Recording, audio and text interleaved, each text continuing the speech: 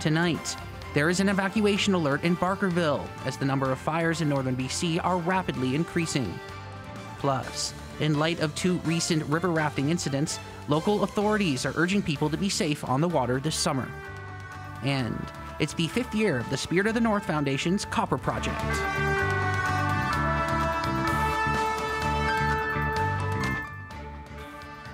Good evening, I'm Eddie Huband and welcome to CKPG News.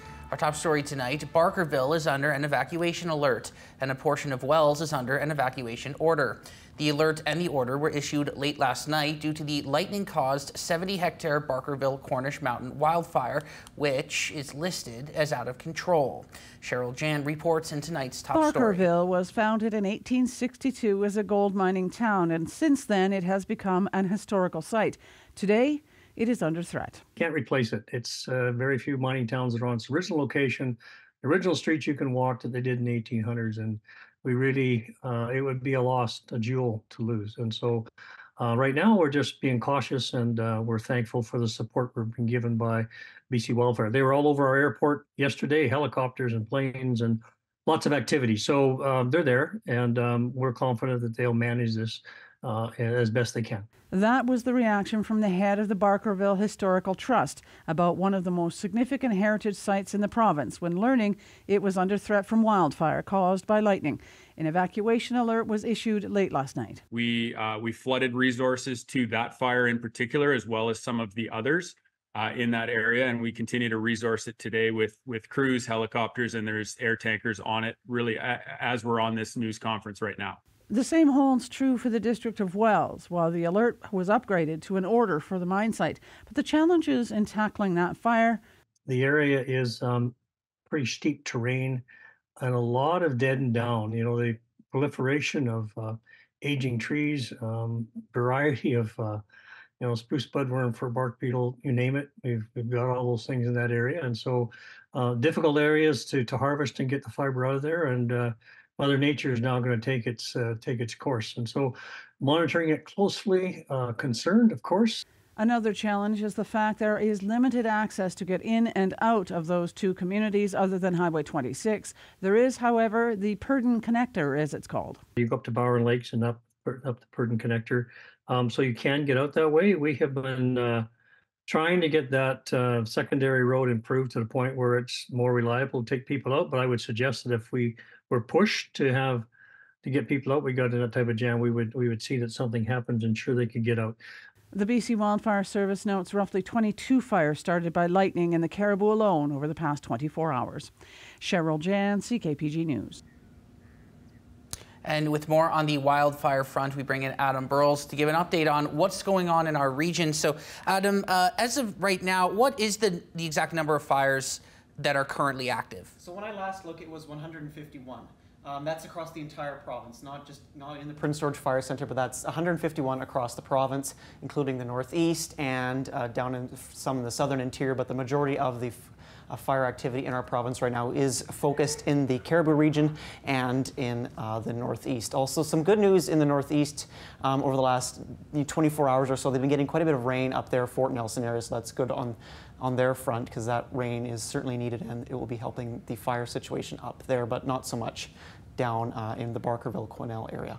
So you mentioned the rain. What is the weather looking like in the region for the next couple days looking ahead, and how is that going to impact things? Well, it's going to be more ideal. We saw, we've had this heat wave over the last number of days. Yesterday we reached out about 30 degrees, I believe, in Prince George. Today we've only topped out at 22 degrees. So that 8-degree difference makes a difference just because of the fact that cooler temperatures help firefighting. The hotter it gets, the more difficult it gets to fight a fire. Also, the cooler temperatures at night too. We're getting about 9 degrees, still getting into single digits in certain parts of the region. So that always helps too, because again, the cooler it gets, the easier it gets to help fight fires.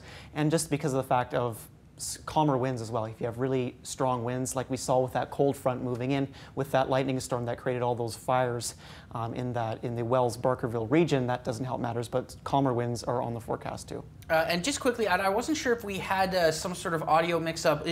Just could you repeat how many fires, just in case that might have gotten cut off there in that first yeah, question? 150 fires when I last checked the map. So 150 fires burning across the province, although not all of those. It's about half and half in terms of under control and those that are out of control. Okay, and just quickly, there's a campfire ban that's coming into effect tomorrow that will be in effect until the fall. What can you tell us about that? Yes, so effective at noon tomorrow, a campfire ban is coming into effect not only for the city of Prince George and the Prince George region, but for the entire province with the exception of Haida Gwaii. So this will remain in effect, like you mentioned, until October the 15th or until it is rescinded. It could be rescinded earlier, but we don't know yet. It's just too far out to know that if any rain or precipitation could drop that. We saw that a couple times last summer, where we saw the campfire ban invoked and then revoked because of wetter conditions that arrived. So that could be the case this summer, but it's just going to be a wait and see situation on whether or not we can have campfires again. But always just remain prepared. And if you do see fires, text *555 to report any wildfires if you see anything. Yeah, and also it's always a good idea to keep a go bag during this time of year. It's always good to just stay prepared. Stay prepared, just very, essential things that you need, because you never know what can happen. It's a fluid situation. Right, things can change overnight, as we saw last night in Barkerville. We'll continue to update on the wildfire front as we move further into the summer. But for now, Adam, do you have anything else for us? No, not too much. Like I said, a lot of the fires that are in that Caribou, Wells, Barkerville region, a lot of them are still spot-sized, which is a good thing. None of them have grown too extreme. So if crews manage to keep those fires to spot-sized, very small, it makes it easier to contain and to extinguish, which makes a better situation for that region in particular. All right, Adam, thank you very much for that. And with the wildfires increasing rapidly, the province has access to its full complement of firefighting personnel, which is roughly 2,000 individuals in various capacities. It's also putting out the call for outside assistance as it is anticipated that the fire season will get worse. And as Minister Bowen Ma noted, the north is of particular concern. I do want to emphasize that the north, particularly the northeast, has been in a wildfire season already for several months. There are currently 500,000 hectares of fire burning in the Prince George Fire Center today. And so while the rest of the province has benefited from some of the cooler and wetter conditions that we have seen in May and June, it's important for us to remember that for those communities in the north, the fire season has already been well underway and has been for some time. Two recent incidents of river rafting gone wrong has prompted the RCMP and Search and Rescue to remind people of the dangers of rafting and how to best keep yourself safe. Tommy Osborne has more now on what you can do to make sure your summer activities stay fun and safe. The recent heat wave has many community members looking for fun ways to cool off, and river rafting can be a great way to do so. However, two recent incidents serve as a grim reminder that safety always needs to come first. RCMP have responded to two incidents on the Willow River recently of people floating or rafting down the river, and in one instance, with fatal consequences, unfortunately. Most recently, a family of 8 got stranded well into the night hours. Local search and rescue teams say many people underestimate rivers, as there are many hazards you may not account for. This could include things like faster flow rate than expected, rocks, log jams, and more. Talk to the local community, talk to the kayaking groups, talk to the jet boating people. Hey, how fast the river's flowing? Are there any hazards out there? Are you prepared to float down the rivers and have some challenges and problems, whether it's leaky tubes or a log jam in the river? Many community members go to the rivers to beat the heat, but just because the air is warm, it doesn't mean the water is. The rivers are still cold. They're still 5 to 8 degrees. So your legs dangling in the river are going to freeze in that water, so you can't get out and walk very well. You jump in the river, you're going to get a shock reaction where you slightly breathe in. So you're going to potentially give yourself even hypothermia. It might impair your ability or impede your ability to use your limbs or swim effectively if you've been exposed to that kind of cold water for a long period of time. If you do find yourself in a situation where you're stranded, Merritt says the best thing you can do is stay put. Help's going to come to you. Don't try and swim across it if you've had an issue. Or don't try and swim across it if you're not prepared to swim across it or have a PFD to be in that situation. If you're out of the water, try and get to shore. Try and get to land somewhere and sit and wait. Don't make the situation worse. Activities like river rafting can still be a great summer activity, but if you decide to go, Merritt says remember the 3 T's: training, trip plan, take the essentials. Tommy Osborne, CKPG News. A report from BC's provincial health officer recommends the province expand its safer supply program to prevent overdoses, including allowing access to alternatives to unregulated drugs without a prescription. Dr. Bonnie Henry says in her latest report that efforts centered on drug prohibition have not only failed to control access to controlled substances, but have also created a toxic, unregulated drug supply. But the report has garnered scorn from the BC Conservatives, who say that the supports just aren't there. John Rustad says there are alternatives. Einstein would argue that doing more of the same and expecting different results is the definition of insanity. Clearly, safe supply, decriminalization have been a huge failure in this province. We have the highest level of addictions in North America. We have, an unmanageable society. We've got crime that's going all over the place. People sleeping on the streets. This needs to change. We need to go in a complete opposite direction. And what I'm shocked at is that David Eby has his provincial health officer out in Ottawa and doing these reports suggesting that we should expand this. David Eby just a year ago was out praising safe supply and decriminalization, saying it's the path to go. So it's not a surprise that Bonnie Henry's out and doing this, which is why, quite frankly, she needs to go. But what we need to get to is we need to get to a place where we have doctor-prescribed treatment, short-term recovery, long-term recovery, and even long-term care. Moving now to a job that's rarely talked about and some might argue taken for granted. Who's responsible for cleanup after someone has passed away? Sam Bennison has tackled this topic, along with how new legislation is in the works to ensure the mental health of those doing the job is considered. A warning, the story may be disturbing to some. When someone dies, either by accident, foul play, or by natural causes, there is someone who is charged with cleaning up and removing the deceased. As things stand right now, a local dead body removal attendant says that industry doesn't adequately prepare people when entering this line of work. CKPG has agreed to obscure the individual's identity as they are unable to show their face in order to protect their employment. One of the things to keep in mind is, like, if you're working this field in a town with a smaller population than like a big city, there are higher chances of you having to see someone in the job, kind of thing. The attendant hopes that WorkSafe BC can step up to provide more mental health supports in the industry. It's an area where we are building regulation, specific regulation around psychological health and safety, but there are elements that we definitely do inspect throughout the province each day. A mental health professional in Prince George says that applying similar training standards and appropriate aftercare, like the care first responders receive, would greatly reduce the mental toll on those working in jobs like this. Seeing death isn't necessarily a bad thing. If you are prepared for death, if you know it's coming, death is a normal part of life. But it can be traumatic if it's not something that you are prepared for. It's somebody who's known to you. It's in itself a graphic or traumatic event. It can be really troubling for people. At the moment, the BC Coroner Service does not require contractors to provide mental health supports, and until new legislation is put in place, mental safety is at the discretion of the employer.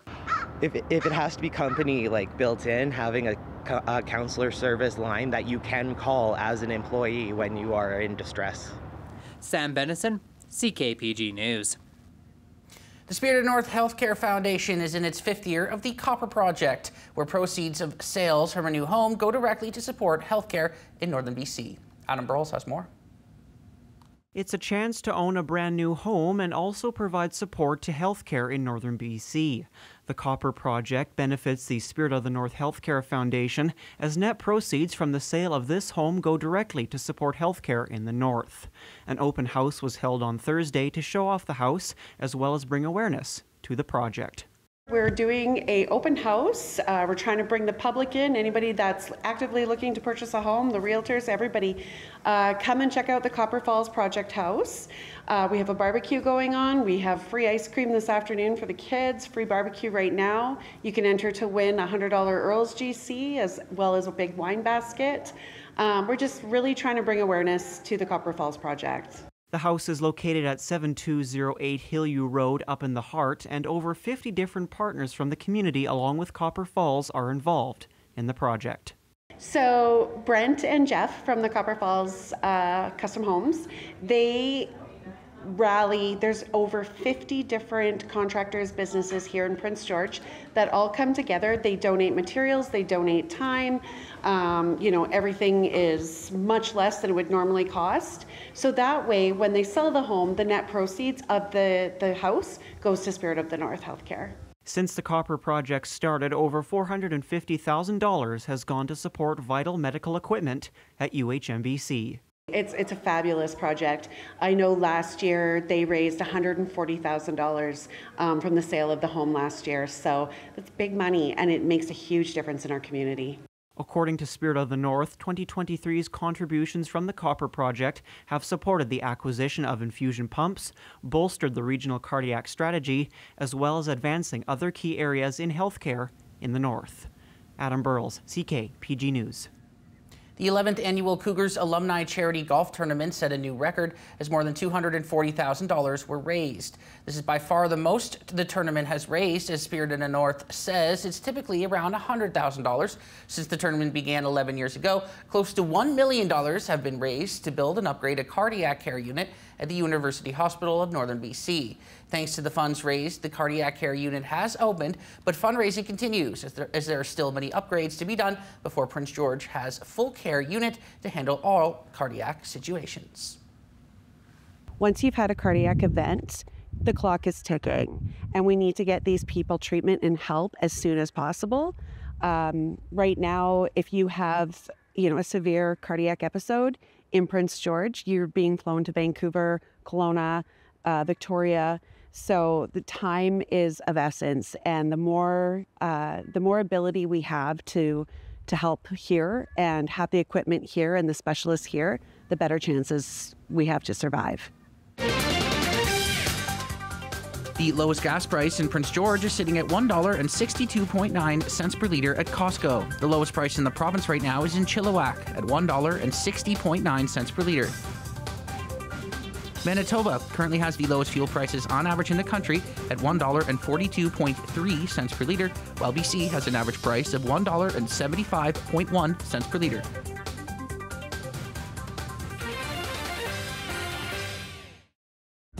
CKPG Sports is delivered by Domino's. For a very limited time, PG Domino's is offering 50% off all pizzas when you order online. 3 Prince George Cougars heard their names called during the 2024 NHL Draft, including Hunter Lang, who was selected by the Calgary Flames. Anthony Correa caught up with the forward to get his thoughts on the last couple of weeks. It's a moment Hunter Lang will never forget. Drafted into the NHL by the Calgary Flames organization. I was just sitting on the couch about to grab some lunch, and I just hear my uncle start screaming, and everyone started screaming, and then the parents and everyone started crying. But it was pretty cool. Gave them hugs and thanked them for everything. Because they got me to that place, and it was pretty cool to be there with them for sure. Lang was selected in the 6th round, 170th overall by the Flames, after an up-and-down season with the Cougars. From there, the 18-year-old focused on development camp, working on his game to get better and soaking it all in. All the skill work we do, all the skating, it's incredible, honestly. And it's been a lot of fun. I've been just soaking it all in, listening to all of them, and there's some good players. I've met a couple of guys from the OHL and the Q, and just talking to them about the combine and all of them, and it's actually a pretty small world. They know some guys, I know some of their guys, and it's just fun in general. I'm having so much fun. Now he's following in the footsteps of his father, Quentin, who suited up for the Chicago Blackhawks and Washington Capitals in his NHL career, with Hunter writing his own story. It's been my dream ever since I was a little kid, ever since I put on skates for my dad, watching him when he was playing, and it was a dream come true. I mean, I didn't really have much words to say. I still couldn't believe it. I kind of had to wait till the next morning to be like, oh, this is for real. Lang will look to be a crucial piece of the puzzle next year when the Cougars look to duplicate their success of last season. Anthony Correa, CKPG News. Wheelchair Rugby Canada has announced their national team that will be representing the country at the 2024 Paralympics in Paris, and there's some local representation. Prince George's Joel Ewart has made the roster of 12 athletes who will be taking part in the Games. Good for him. It's the first ever Paralympics for Joel, who helped Canada qualify 3 months ago at the qualifying tournament. The tournament will start on August 29th when Canada takes on the United States. The Prince George Spruce Kings continue their busy off-season. They've announced the signed commitment, of Brady Ains for the 2024-25 season. Ains is 6'3", 194 pounds. He's a forward from Michigan who spent the last 5 seasons in the Fox Motors AAA program. Last season, he had 45 points in 55 games for the 18U AAA team. Ains also put up 5 points in 4 playoff games. He'll look to make an impact when training camp rolls around in September. The TSX is up 193 points to close at 22,544. The Dow Jones is up 32 points to close at 39,754. And CN Rail went up $1.21 to close at $162.71. Good evening again, everyone. It is going to be a pretty nice night tonight and another great day tomorrow. Today, hopefully you got out and enjoyed the weather. It was so much more comfortable out there with temperatures easing off just a little bit from those higher levels that we've been seeing the last several days. The ridge is still over us, though. We do have a system up here spreading some showers up through the north coast and actually even up through the northeast corners of the province, Fort Nelson included, some lightning strikes there. So again, a bit of an unsettled trend here and there throughout the province, but really it's the ridge that continues to kind of dominate our weather. So there's the futurecast. You'll notice something pushing through on Saturday. So again, we're watching the timing on that, but there is an upper trough that is going to make its way in. It shouldn't make too much of an impact on the coastal sections, but it does sort of really reach our area of the province and bring that risk of thunderstorm activity potentially. So we'll watch that as we move into the weekend, but otherwise it is going to be pretty warm and pretty dry out there. Lots of sunshine for our day tomorrow. 25 degrees, a mix of sun and cloud. 24 Fort St. John, beautiful in many areas across the province. 34 Kamloops. So again, they'll call this a cool down because it has been about 41, 42 degrees there the last few days. So again, looking at more comfortable weather in terms of the numbers, and that's the same down through the southern half of the province. So our broadcast region will be warming up, but nothing like we've seen the last few days. 25 for our day tomorrow. But we'll notice as we get through the next several days going into the weekend, or really the end of the weekend and beginning next week, we start to see a climb in temperatures again. So looking at the potential for that ridge to really rebuild as we begin next week. As we move across the country, it is going to be a warm one in parts of Alberta and then unsettled but very hot in Regina. 30 degrees, looking at thunderstorm activity there. 33 in Winnipeg with sunny skies, and then mid to high 20s for the temperatures further east, and looking at chances of showers on and off. So sunny into our weekend as we look at this map for you. And yes, we are seeing that jet stream pushing down a little bit more, pushing south. And yeah, that's indicating a much more comfortable trend. So 5 tonight, Burns Lake, clear and chilly. 23 tomorrow afternoon, showers are possible. And then you'll see a climb in temperatures by the end of the weekend and early next week. Mackenzie, 6 overnight tonight. So again, we'll get a reprieve again overnight tonight from the heat. 24 tomorrow, sunny to start, an increase in clouds in the afternoon, and then not a bad Saturday, but a jump in temperatures, much warmer for Sunday and for Monday as well. 8 overnight tonight in McBride. You're up to 27 for your day tomorrow. And then look at this, 29 and 31 to start the week next week. So that's the ridge rebuilding yet again. 8 overnight tonight in Quesnel, and then you're back into the double digits for overnight lows. 27 degrees for the high tomorrow, up to nearly 30 for the rest of the weekend. And for us in Prince George, a gradual climb in temperatures as we begin the week next week, up to 28, 29, maybe even 30 degrees by then. So tonight, a little bit chillier. 6 tonight, 25 tomorrow. Very pleasant tomorrow, much like it was today. Saturday as well, lots of sunshine and mid-20s for temperatures. Sunday, a little bit warmer and some higher cloud on Sunday, but still a lovely sunny day. CKPG Sports is delivered by Domino's. For a very limited time, PG Domino's is offering 50% off all pizzas when you order online. Game 1 of the finals kicked off in the Prince George Senior Lacrosse League as the Bandits and the Devils battled it out, and the Devils prevailed, taking Game 1 by a score of 13-4. Monty Jones led the way offensively, scoring 3 goals. He earned Player of the Game. But it was ultimately a team effort as multiple players found the back of the net. Patrick Bayless took the W between the pipes, stopping 29 shots in the process. And sticking with the Senior Lacrosse League, the season awards were handed out before Game 1. Some notable ones included Russell Mills winning MVP as a goaltender. Speaking of goalies, Patrick Bayless finished the year with an 85.88 save percentage. That's the best in the league. Cole Pajeski finished the season as top scorer, recording 54 points this campaign. Dalton Horfat won Most Improved. Jackson Molesky won Rookie of the Year, and Jamie Bellamy took home Coach of the Year. We have one more Major 4 sport, to cover this week, and that's the Major League Baseball. Some of the top moments throughout the year, and they're pretty memorable ones. And they get counted down in tonight's CKP3. We begin with a little bit of hustle. Another payoff. And Martin on the ground. Andrews makes a play, goes to second, out there, throw to first. Oh, and what a play. But here comes the runner, Donaldson. He's saved. He's saved. The ball game is over.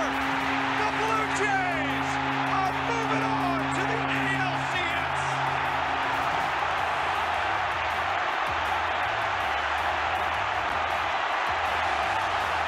Josh Donaldson takes home plate for the win to knock out, actually sweep, the Texas Rangers in the ALDS. All you need is a little effort. Next, Harper Mania. On the 7th pitch, Harper hits one in the air, left center field, back it goes! Harper, the swing of his life!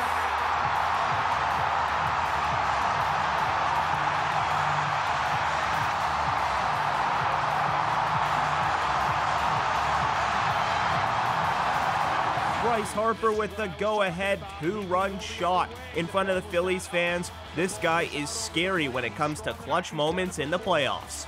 Finally, the freeze game. Freeze hits it in the air to center.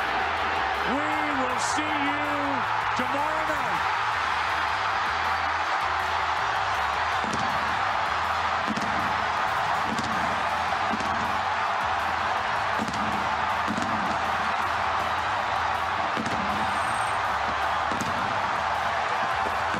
After tying the game in the 9th, David Freese ends it with a shot to deep center field.